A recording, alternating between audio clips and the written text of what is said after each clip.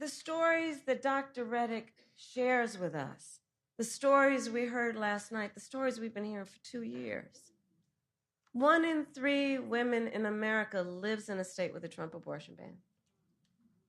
This includes Georgia and every state in the South except Virginia. Think about that when you also... This is a message from mothers, specifically for biological mothers.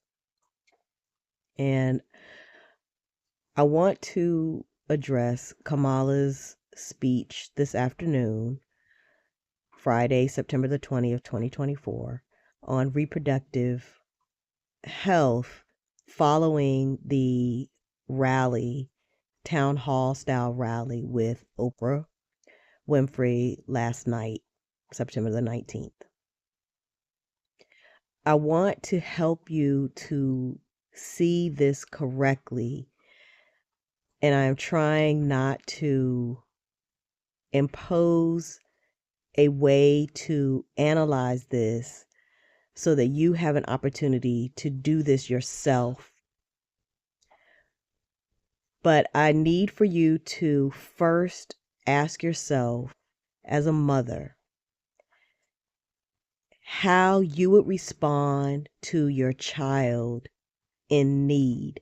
Now, this will be easier to process for mothers who have children who are of childbearing age, even if they aren't mature enough yet to start their families. So age is really not the focus here, but they're able to have children, both your sons and your daughters. So what you would be willing to do to help your children to succeed in the goals that they have set for themselves. The case of a young woman who lost her life after the abortion ban took place in Georgia made national headlines. Amber's case came to light through the reporting of journalist Kavitha Sarana with ProPublica. And so listen to her story. 2 years ago, 28-year-old Amber Nicole Thurman, a medical assistant and a single mother to a 6-year-old boy, found out she was pregnant. Amber had just secured her own apartment and was thinking about going to nursing school.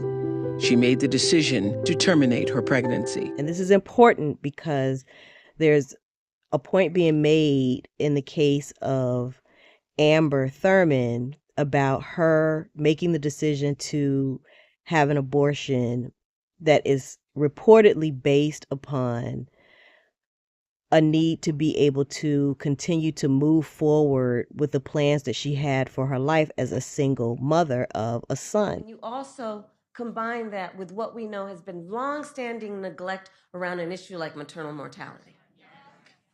Think about that. When you compound that with what has been long-standing neglect of women in communities with a lack of the adequate resources they need for health care, prenatal, during their pregnancy, postpartum.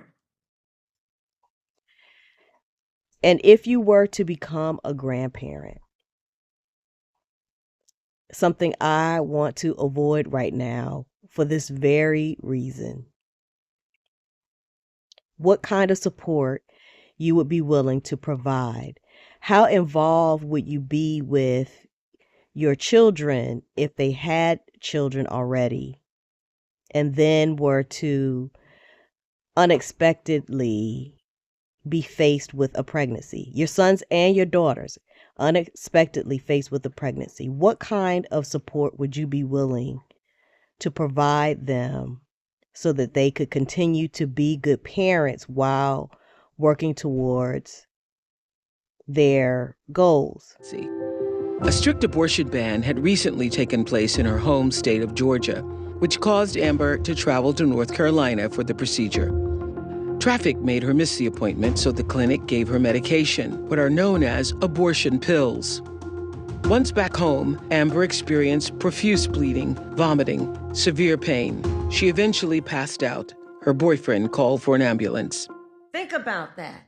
And these hypocrites Want to start talking about this is in the best interest of women and children? Well, where you been? Where you been when it comes to taking care of the women and children of America?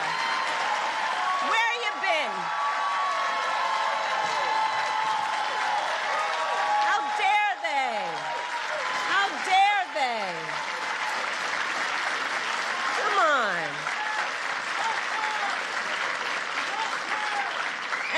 And we understand the impact of these bans and the horrific reality that women and families, their husbands, their partners, their parents, their children are facing as a consequence every single day.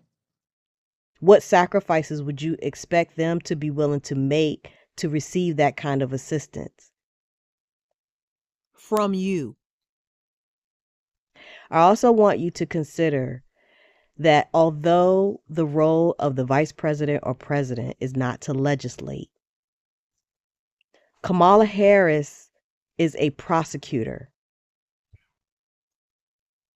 and has constantly talked about and referred back to her legal background as a prosecutor to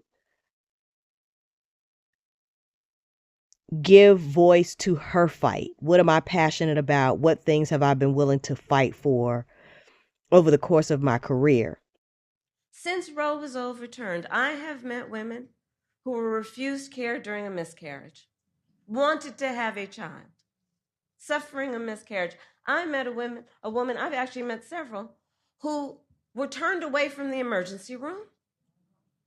One at early stages after the Dobbs decision came down told me with tears, she was with her husband, about how only when she developed sepsis did she receive emergency care. Only when she developed sepsis did she receive emergency care.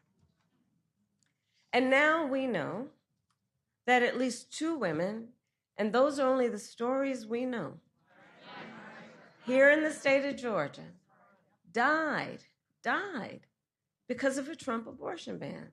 At the Georgia hospital, Amber's condition deteriorated quickly. In a rare occurrence, it was discovered her body had not expelled all the fetal tissue and an infection was spreading. Official Georgia state medical expert analysis of her case says Amber should have received a life-saving D&C, but doctors waited 20 hours before deciding to take her to surgery. Amber's blood pressure had taken a dive, her organs had started failing. In the operating room, her heart stopped.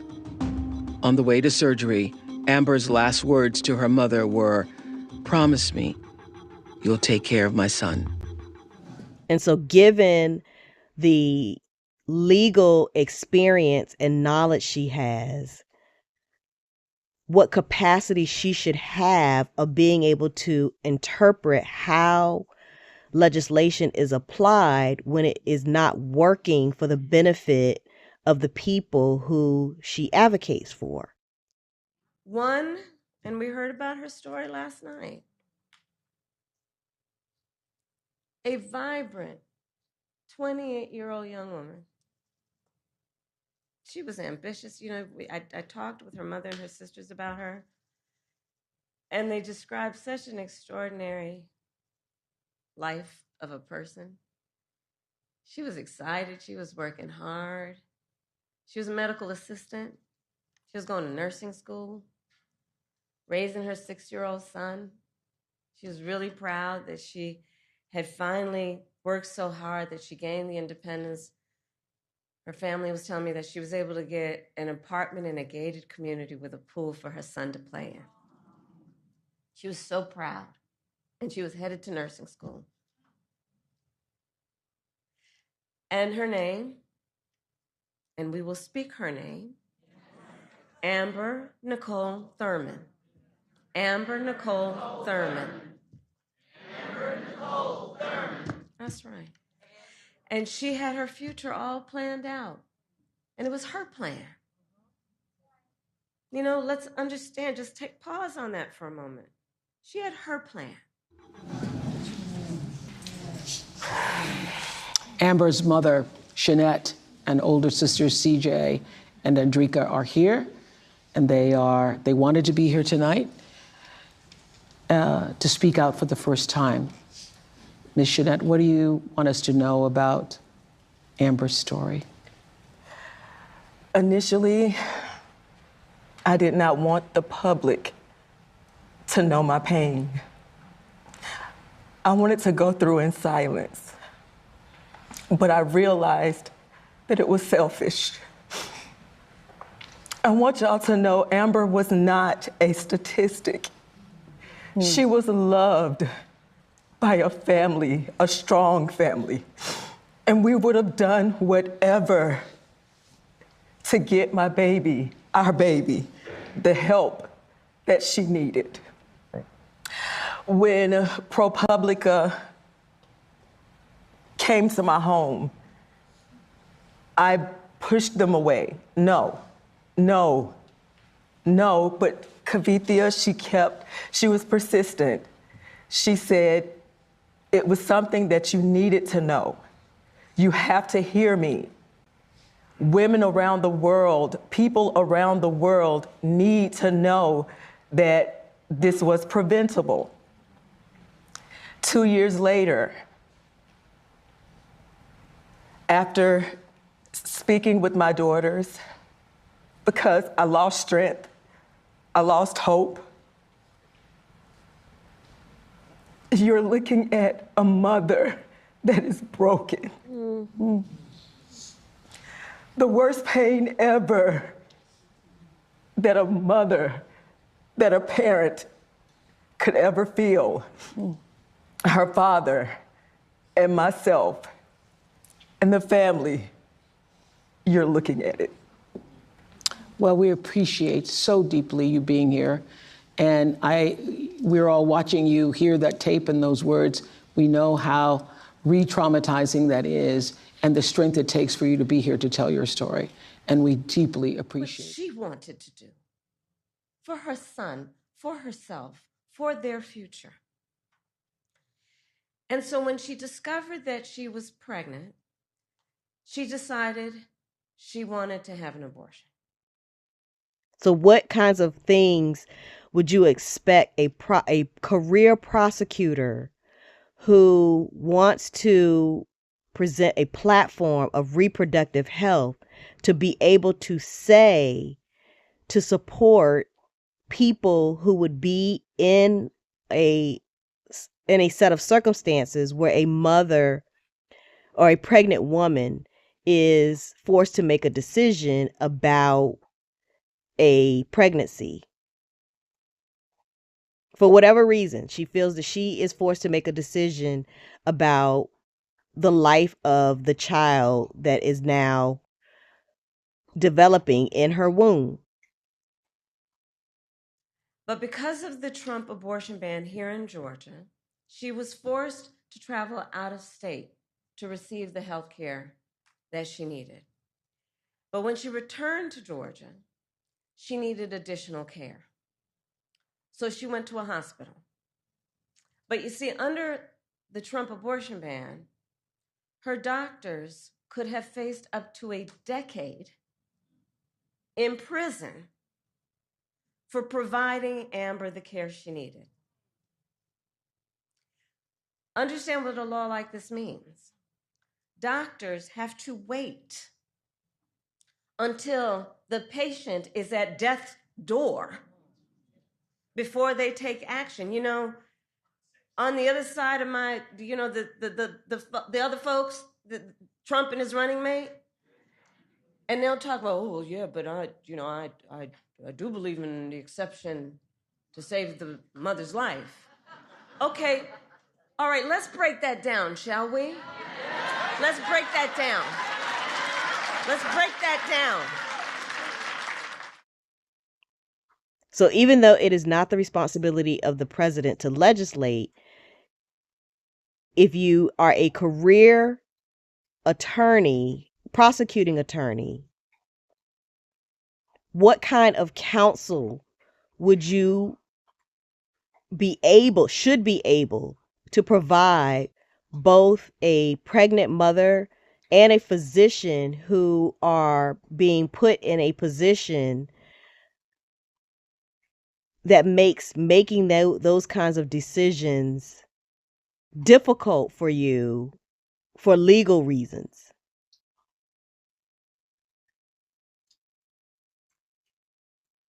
So we cannot consult with her or expect counsel from her relative to the medical outcomes, but we can look at what the facts are relative to medical negligence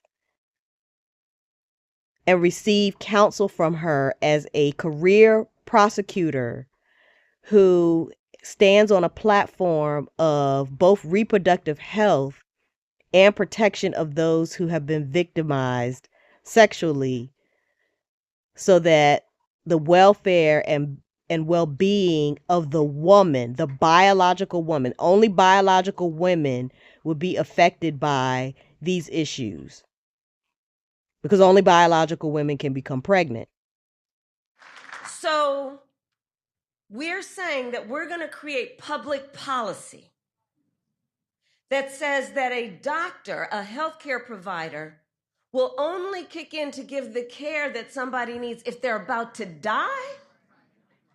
Think about what we are saying right now. You're saying that good policy, logical policy, moral policy, humane policy is about saying that a healthcare provider will only start providing that care when you're about to die?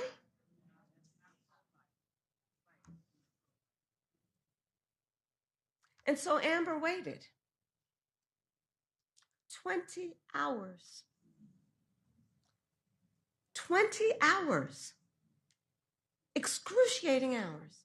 Until finally she was in enough physical distress that her doctors thought they would be okay to treat her. But it was too late. She died of sepsis.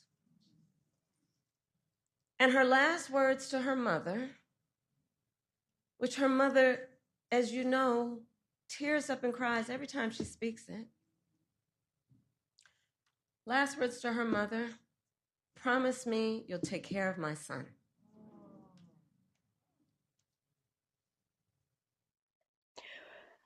What are the layers of preventable acts that occur that lead up to a woman, a biological woman, being forced to make a decision about whether or not to carry her pregnancy full term to birth the life of a child? What are all of the mitigating factors that interfere with that being a healthy process for her? What would a biological woman need to be able to become pregnant, carry her pregnancy to term, and deliver a healthy baby into a healthy social environment? And how could those things be prevented?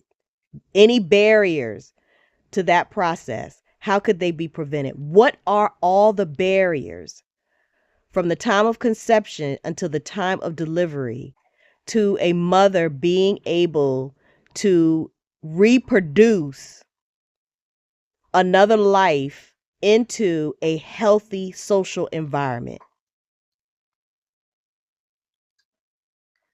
I'm now going to show you an MSNBC interview with Kavitha Sarana, the ProPublica reporter who met with the family of Amber Thurman, as well as Nancy Northam, who is the president for the Center for Reproductive Rights. But before you watch this to get the additional facts around the story that Kamala has used today and that was shared last night during the rally, I want you to consider your answers to the questions about what the barriers are. Because as biological women and mothers, we all have a different perspective on what is needed. but every single variation of the preventative answers to that question are relevant and must be addressed. And this is the call you must answer and how we must organize together around who to hold accountable for those barriers. And I hope that makes sense to someone.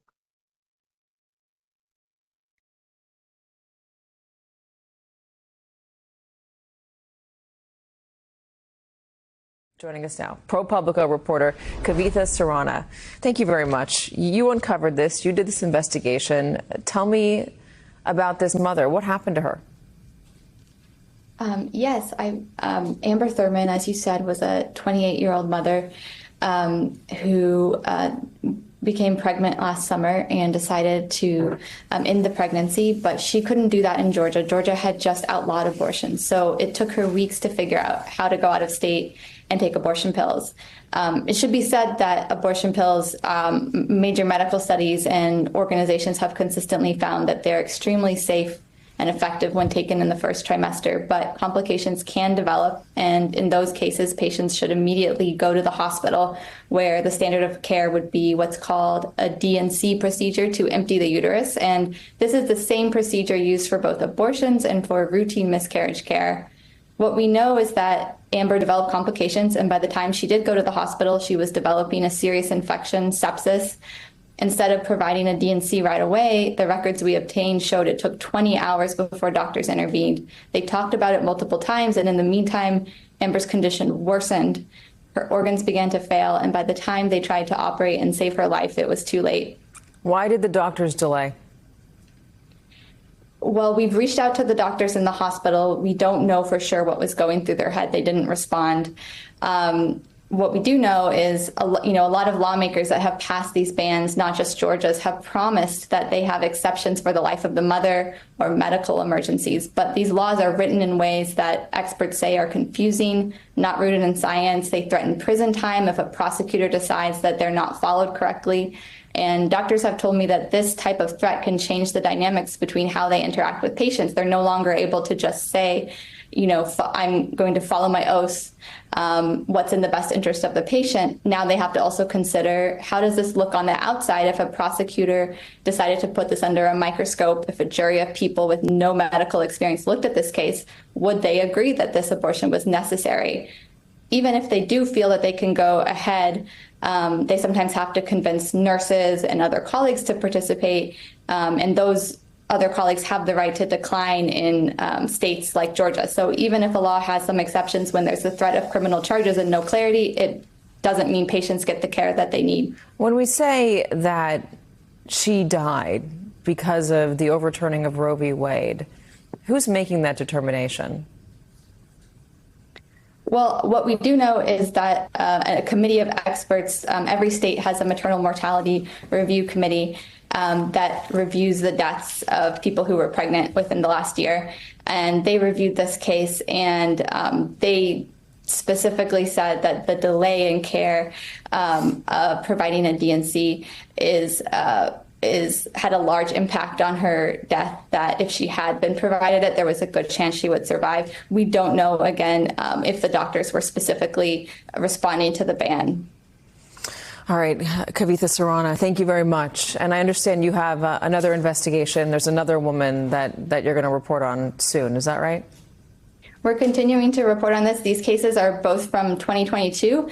Maternal mortality review committees are just looking at these cases 2 years later. So we are still continuing to report on this topic. And if you have any information, please reach out to us at ProPublica.com. Kavitha, thank you very much. And joining us now, Center for Reproductive Rights President and CEO Nancy Northup. Her organization represented Jackson Women's Health Organization in the landmark Dobbs case. All right.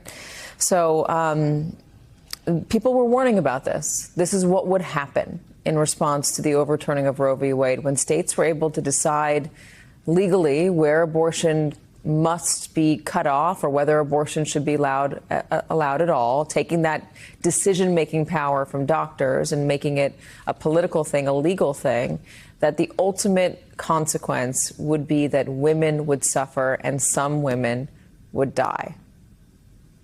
Is this just the first of many stories to come? Absolutely. I mean, it is an outrage what happened to Amber, and it is just the tip of the iceberg.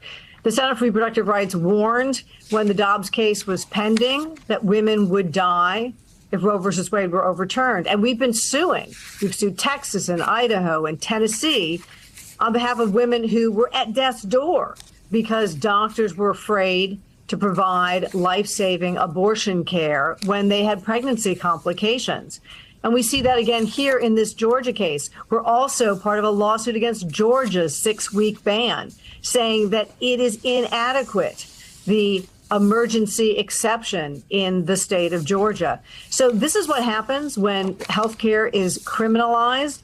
And tragically, this is not going to be the last case we hear of. Politicians, I know you don't want to talk about the politics, but I want to play one political soundbite just because I want you to explain it medically and legally. This is, I believe, J.D. Vance talking about wanting to prioritize women's health.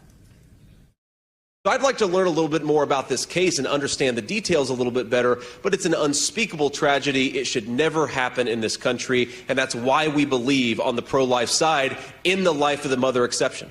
Okay, so he's talking about Amber Thurman in Georgia, and he's talking about the life of the mother exception.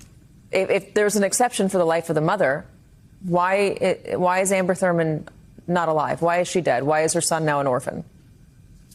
Because what we're seeing in state after state that has banned abortion is that when you are a healthcare provider and you are staring down a long criminal sentence, if a jury or a prosecutor makes a different decision than you did about this being life-saving care, it is very hard to put your patient's interests first in those circumstances. That is not the way medicine should be practiced. Medicine should be practiced with the patient at the center of the care. The standard of care should be given. It was so clear here that the moment that she arrived at the hospital, she needed to have a DNC. We started this segment by talking about the story of Savita Halappanavar, the woman from Ireland who died of sepsis and a heart attack after she was not helped with the miscarriage that she was having at 17 weeks because Ireland banned abortion. Catholic nation banned abortion. It changed Ireland. It made abortion legal in Ireland. Is this going to have the same effect here in the United States? Is this going to change people's minds about the laws that are currently on the books? I think people's minds have been changing ever since the reversal of Roe versus Wade. Look, even before Roe v. Wade was overturned, the majority of the American public supports access to legal abortion. But then seeing the consequences of what happens when you ban abortion in a state, it makes it dangerous for anyone to be pregnant in a state. You don't know if you're going to be the person who has pregnancy complications. So it is very similar to what we are seeing anywhere in the world where abortion is criminalized, that you see the kind of health impacts on women, and people realize they don't want to have doctors having to provide health care with a criminal potential prosecution over their heads. Yeah, I wouldn't want to be pregnant in the state of Georgia. I'll tell you that. Thank you very much, Nancy. I appreciate it. If you are like me, and this issue is important to you, I would encourage you to go back to find both the rally from last night and from this afternoon around reproductive health specifically, and watch it again, because inevitably you'll have a list of things that you want to focus on, and then something else will stand out to you, and then something else, and then something else, until you are at a place where you feel certain that you know what the problem is and who is causing the problem for those aspects of these preventable barriers you have identified. And then we can start to come together based on those issues to hold those people accountable accordingly.